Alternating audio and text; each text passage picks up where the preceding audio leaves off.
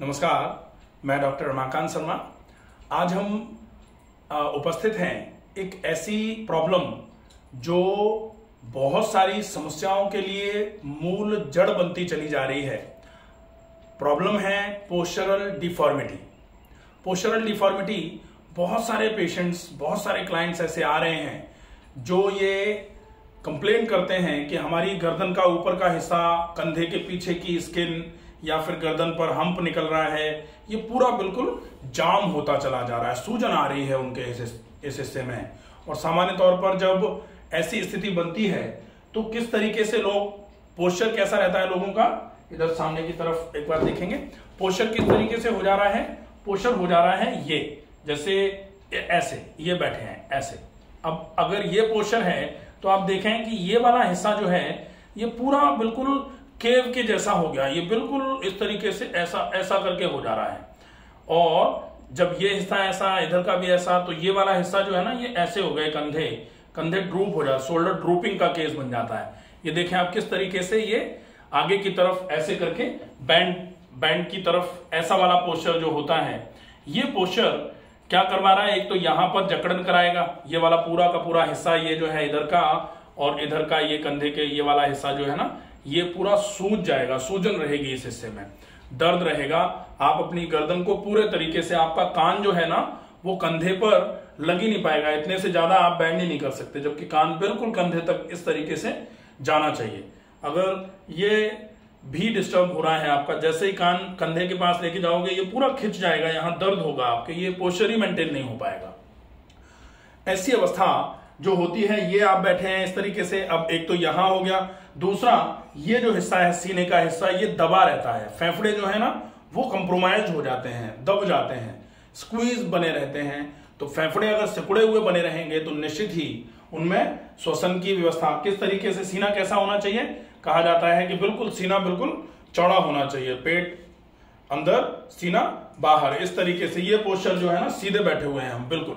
ये जो स्थिति है, इस स्थिति में अगर हम रहेंगे तो निश्चित ही ये जो पोस्चर होता है, ये पोस्चर अगर रहेगा तो आपके ये जो गर्दन के नीचे का जो हिस्सा है, कंधों के पीछे वाला जो भाग है, ये पूरे तरीके से नरम रहेगा, गर्दन में दर्द नहीं रहेगा, आपका कंधा आगे की तरफ आकर के ड्रूप नहीं होगा, और आपके फेफड़े बिल्कुल खुले हुए रहेंगे। शरीर में कभी भी ऑक्सीजन की कमी नहीं आएगी।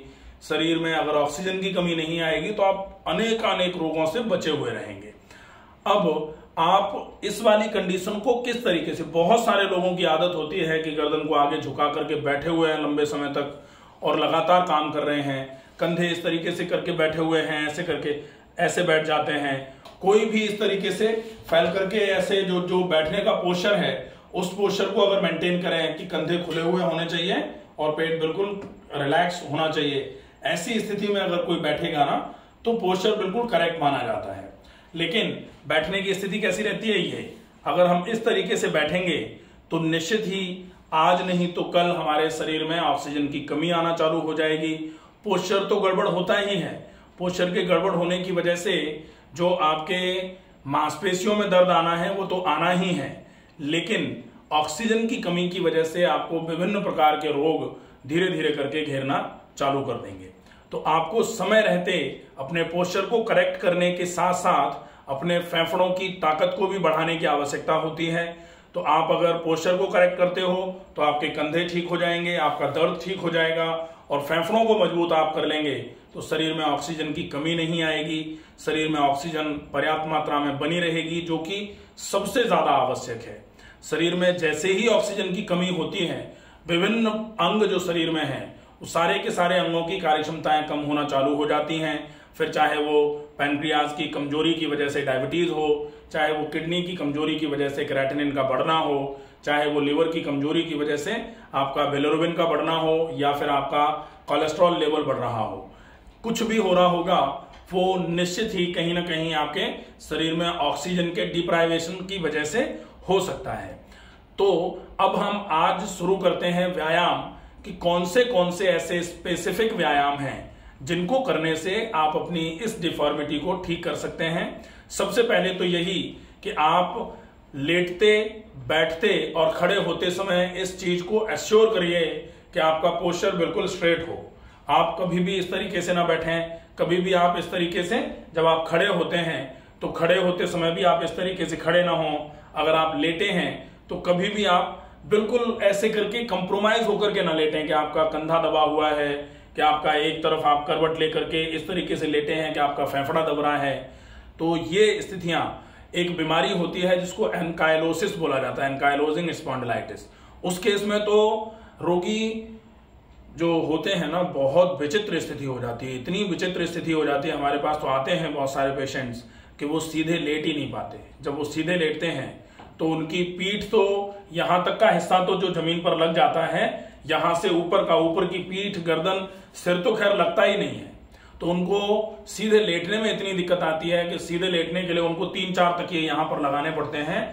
वो फ्रीजिंग ऑफ स्पाइन बोला जाता है, उसको बैम्बू स्टिक हो जाती है। जो पूरी की पूरी स्पाइन, पूरी की पूरी जो 26 हड्डियां हैं स्पाइन की, वो पूरी एक हो जाती हैं। आपका स्पाइन का मूवमेंट बिल्कुल ब्लॉक हो जाता है। अगर आपको मुड़ना है या ऊपर देखना है तो आपको फिर या तो पीछे की तरफ जाकर के ऐसे लेट करके ऊपर देख सकते हो, अगर मुड़ना है तो आपको अपने पैरों से ही मुड़ना पड़ेगा। आप अपनी गर्दन को इस तरीके से या आप कमर को इस तरीके से नहीं मोड़ पाएंगे।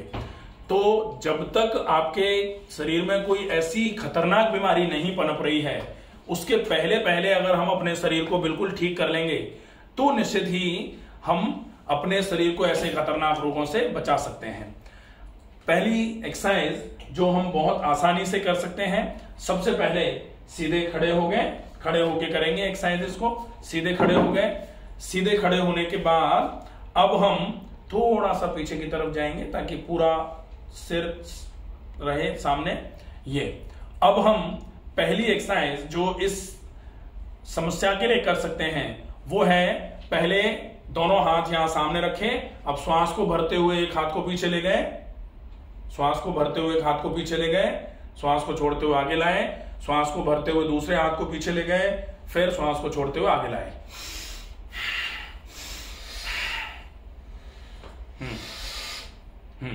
इसको हम रिपीटेडली थोड़ा सा फास्ट इस तरीके से कर सकते हैं। देखें, ये सीधे,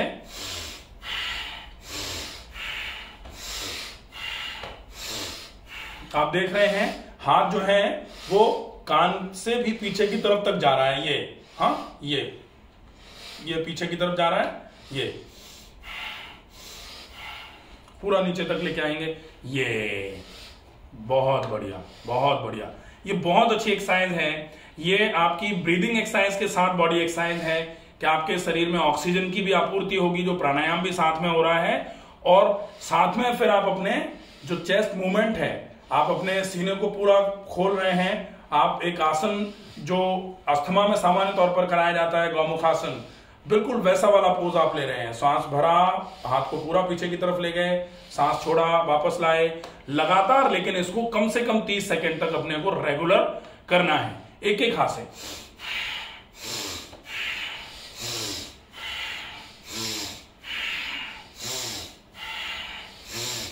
इस व्यायाम का अभ्यास अगर नियमित रूप से किया जाएगा तो निश्चित ही सीना बहुत अच्छे तरीके से पूरा खुलेगा, अच्छे तरीके से फेफड़े खुलेंगे, शरीर में ऑक्सीजन का संचार होगा और ये डिफॉर्मिटी जो है ये धीरे धीरे करके पूरी हो जाएगी। पहली एक्सरसाइज।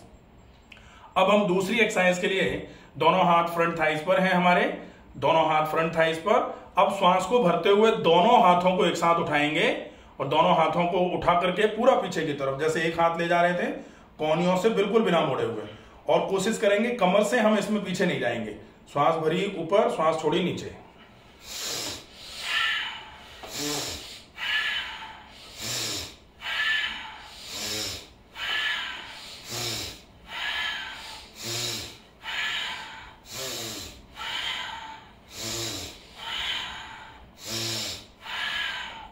ये दूसरी एक्सरसाइज है, इसमें आप बॉडी मूवमेंट भी कर रहे हैं, साथ में ब्रीदिंग एक्सरसाइज भी हो रही है, तो दोनों काम हो रहे हैं। ऑक्सीजन का सैचुरेशन भी अच्छा होगा, साथ में आपके जो ये स्थिति बिगड़ती चली जा रही थी, आपका सीना बिल्कुल धंसता चला जा रहा था पीछे की तरफ।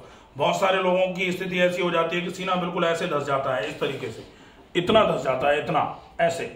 अब ऐसे करके रहेंगे और सीना होना चाहिए ऐसे, तो कितना अंतर आ जाता है। इस अंतर को मिटाने के लिए आप ये वाली एक्सरसाइज का अभ्यास कर सकते हैं।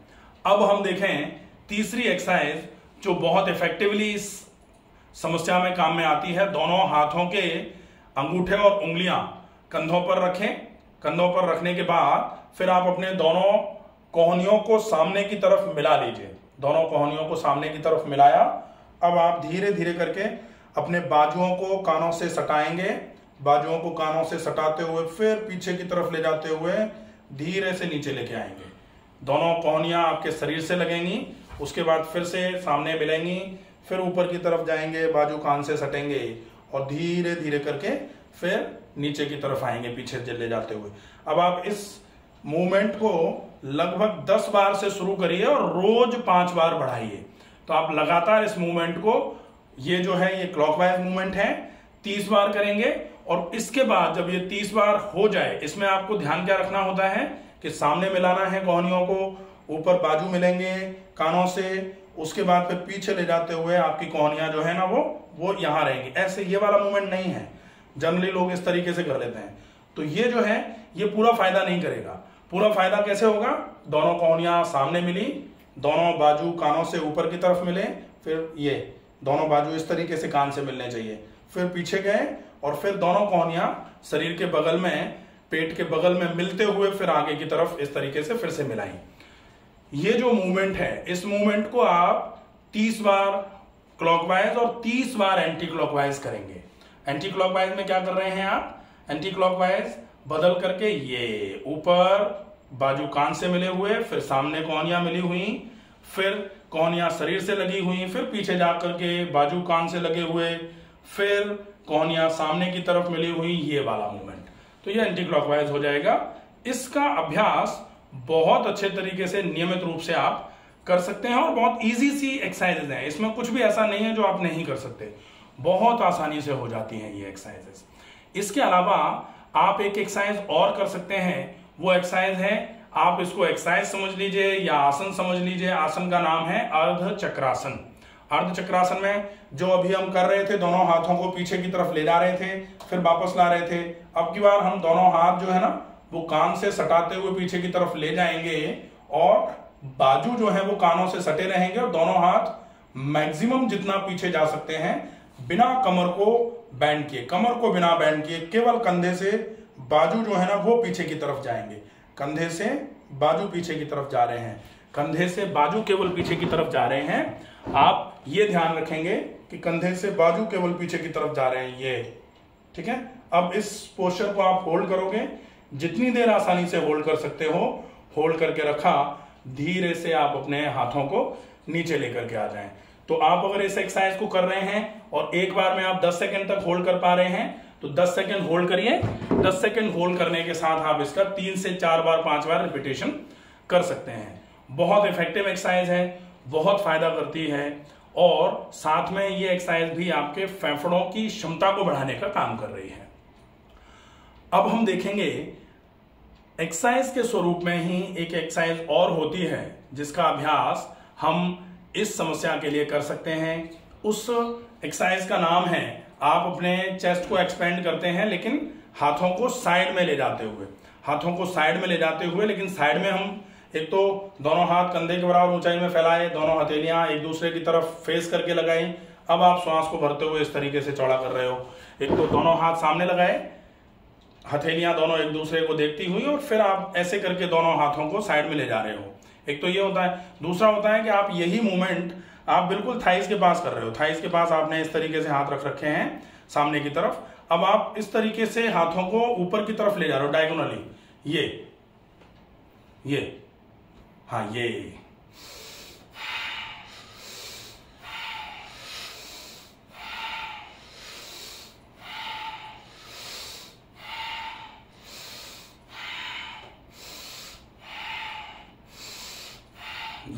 बहुत इफेक्टिव एक्सरसाइज है। इस एक्सरसाइज का अभ्यास आप नियमित रूप से कर सकते हैं, बहुत अच्छा फायदा होगा। इसके साथ में आप अगर एक्सरसाइजेस में ही और कुछ एक्सरसाइजेस करना चाहें तो आप जो प्रोन सीरीज होती है, पेट के बल लेट के करने वाला जो आसनों का जो अभ्यास है, उन आसनों में आप एक आसन होता है भुजंगासन। भुजंगासन का एक बहुत अच्छा अभ्यास जो इस पोस्चर को करेक्ट करने में आपकी सबसे अच्छे तरीके से मदद कर सकता है, वो अभ्यास है, ये कुर्सी बेटा उधर की तरफ उठाएंगे। हाँ, अब अपने को कोशिश ये करनी है कि सबसे पहले हम सीधे बैठे, पहले बैठने के बाद वज्रासन में जाते हुए हम पेट के बल लेट गए। पहले हम वज्रासन में जाएंगे, फिर शशांकासन में जाएंगे, श्वास को भरते हुए हाथ ऊपर ले गए, श्वास को छोड़ते हुए आगे की तरफ हाथ ले आए, आगे की तरफ माथा लगाया। अब धीरे से हम अपने दोनों पैरों को आगे की तरफ, पीछे की तरफ खिसकाते हुए वज्रासन से प्रोन सीरीज में लेटने की अवस्था में आ जाएंगे, प्रोन सीरीज में लेट जाएंगे। ये ठीक है, जैसे हम वज्रासन इससे प्रोन सीरीज से पहले भुजंगासन, उसके बाद शशांकासन, उसके बाद वज्रासन में आते हैं, तो वज्रासन, फिर पहले शशांकासन, उसके बाद फिर से भुजंगासन और अपन लेट गए प्रोन सीरीज में। अब प्रोन सीरीज में लेटने के बाद जो हम इस डिफॉर्मिटी के लिए आसन करेंगे, वो आसन थोड़ा सा भुजंगासन में वेरिएशन रहेगा उसमें।